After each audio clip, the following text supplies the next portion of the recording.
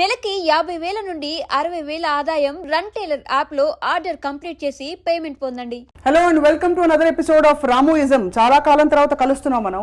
And ఈ సందర్భం చాలా మందికి రుచించకపోవచ్చు కానీ రామ్ గోపాల్ వర్మ గారి అభిమానులకు మాత్రం చాలా స్పెషల్ మూమెంట్. ఎందుకంటే ఈ మధ్య కాలం దివంగతులైన సిరివెన్నెల సీతారామ శాస్త్రి గారికి రామ్ గోపాల్ వర్మ గారు ముద్దు పెట్టారు ట్విట్టర్ ముఖంగా. అండ్ ఆయన ఆవేదనని, ఆయన ఆరాధనని పాటతో మాటతో వ్యక్తపరిచారు. సీతారామ శాస్త్రి గారిది, రామ్ గోపాల్ వర్మ గారిది ఒక విధమైన అనుబంధం.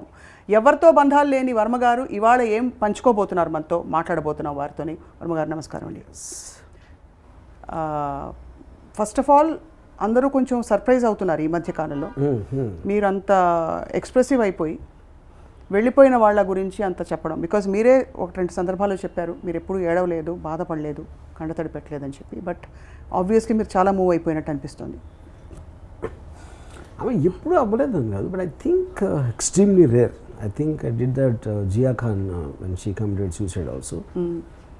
అండ్ ఇప్పుడు సీతారామ శాస్త్రి గారి వరకు నేను కంట తడిపెట్టినాను. అంటే నాకు అసలు ఫస్ట్ ఇన్స్టింక్టివ్ నోట్ నేను పెట్టింది ఇమీడియట్గా విన్న తర్వాత ఆల్మోస్ట్ అంటే ఒకలా చూస్తే కొంచెం అంటే funny way. I feel tragedy is so horrible that you have to develop a sense of humor for that. లేకపోతే భరించడం చాలా కష్టం అనేది నా feeling. Right.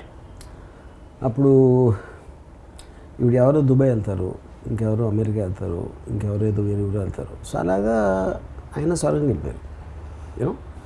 So I think it is just a mind state more than anything else about anybody die. ఆయనని స్పెసిఫిక్గా నేను చెప్పట్లేదు. అది నా ఫస్ట్ ఎగ్జాంపుల్. రెండోది ఏంటంటే the very fact that everyone dies is a point, but there are some people అంటే మీరు జీవించిన పద్ధతిలో కానీ మీరు జీవించి ఉన్నప్పుడు ఏం చేశారు అనేది actually with defines. Correct. there is a line which said for a to become immortal you have to do some things which will people remember. Right. So each person will have something. Maybe ఒక ఫ్యామిలీకే పరిమితం అవ్వచ్చు, ఒక వ్యక్తికి పరిమితం అవ్వచ్చు కొంతమంది life. Right. అలాగా సీతారామ శాస్త్రి గారు లాంటి artist maybe he's touched I mean lakhs of people or millions of people with his work. So అప్పుడు ఎటర్నల్గా మీ వర్క్ అనేది ఎప్పటికీ ఉంటుంది కాబట్టి whether you are there or not there it doesn't make a difference for any of us. So that is what I wanted to convey. But many people have passed on. Yeah. And you haven't responded like this to many things. అంటే I mean that depends. అంటే ఇప్పుడు for example I mean I can't think of one example. అంటే ఇప్పుడు సీతారామ శాస్త్రి గారికి నాకు I won't say I was not very much in touch with him for the last 10-15 years. దానికి reason ఏంటంటే ఒకటి I do not have that much of a time to maintain relationships. అది absolute relationships అంటే ఆయన కదా ఎవరితో నేను అసలు పెట్టుకుని అసలు I'm very very cut and dry kind of a thing ఒకటి. రెండోది నేను మ్యూజిక్లో కూడా అంత కాన్సన్ట్రేట్ చేయడం మానేశాను. అంతకుముందు నాకు మ్యూజికల్ ఫిల్మ్స్ అనేది అంత ఇది లేదు. That is one more reason, you know. And third thing is ఆయన అంటే that is what I realise one common thing between Sitarama Sastry garu and ఆయన రాయన్ is they all the time angry, you know. అంటే నేను చాలాసార్లు చెప్పాను సరే ఇన్ని మీకు హోప్ అనేది ఒక 5 ఏళ్ళు ఉండొచ్చు, 10 ఏళ్ళు ఉండొచ్చు, 15 ఏళ్ళు కూడా ఉండొచ్చు. కానీ 40 ఏళ్ళ నుంచి ఇండస్ట్రీలో ఉండి ఇంకా ఏదో మారిపోవాలి అని అంటే అది మీ మీద కామెంటరీ అని ఇండస్ట్రీ మీద కామెంటరీ కాదని చెప్పాను, యూనో.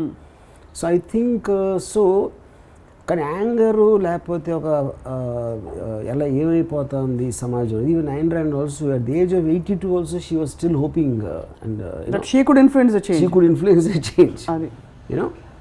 సో నేను విత్డ్రా అయిపోయి I started enjoying the world the way it is and rather than trying to change it or trying to adapt to it.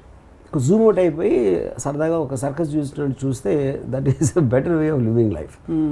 So ఇప్పుడు ఆయన ఇప్పటికి కూడా even till the time he passed away he was still in the same zone of నిగ్గదీసి అడుగు సిగ్గులేని జనాన్ని ఆయన జెన్యున్గా ఫీల్ అవుతారు. అది ఇట్ ఈస్ నాట్ లైక్ ఏదో చాలామందికి తెలియదు ఏంటంటే ఆ సాంగ్స్ అసలు గాయంలో సిచ్యువేషన్ రాయలేదు. ఆయన దగ్గర ఆల్రెడీ ఉన్నాయి, ఆయన మనసులో ఉన్న భావాలు ఆయన పాటలు రాసి పెట్టుకుంటే అవి తీసుకుని నేను సినిమాలో పెట్టాను. So that is actually him. It is not నేను ఒక సిచ్యువేషన్ ఇస్తే రాసింది కాదు అది. So that's perhaps the closest to his heart song అనుకోవచ్చు. One of the closest. Yeah, I mean, to that his is what songs. He feels about life. He feels about society. Right. He feels about the world. Right. You know, both sururajamavaleni swarajyamendukani. So both those songs, especially Gayam, not that others are not అని చెప్పట్లేదు, they are expressions of himself, what he feels about society. You know, which is the difference. నాకు తెలిసి వేటూరి సుందరరామూర్తి గారి వేటూరి గారు ఎప్పుడు కూడా ఒక సిచ్యువేషన్కి అలా రాస్తారు కానీ ఆయన మైండ్లో అది రిఫ్లెక్ట్ అవ్వదు. So he had a tool, a technique. Yeah, he's a technique, he's talented. అదే you know, but this is Sitarama Sastry garu, that is him. Righteous indignation అంటారు. Yeah, so that's what yes he feels rightfully yeah. indignant. Indignation basically is right is anger. Yeah.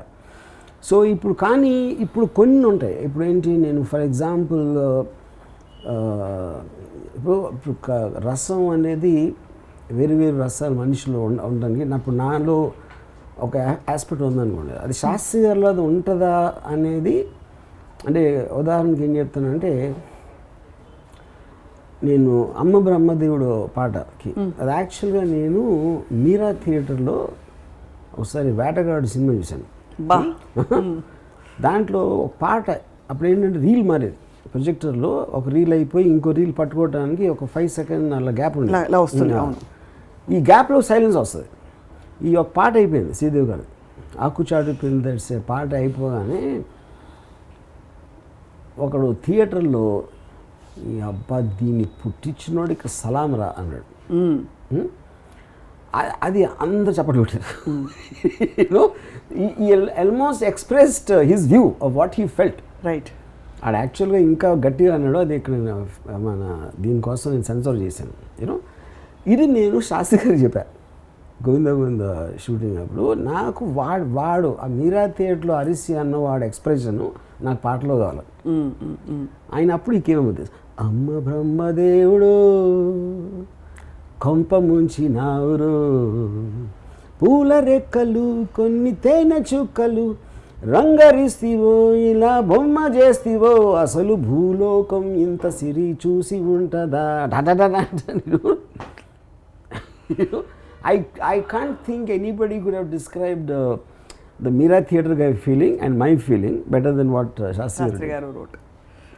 So yeah. I'm just curious to know, మీరు ఆ టైంలో did you give him a reference or ఇలా కావాలి లేకపోతే నువ్వు ఇదొక్కటే నేను చెప్పింది. ఎగ్జాక్ట్గా మీరా థియేటర్ ఇన్సిడెంట్ తప్పిస్తే నేను చెప్పలా.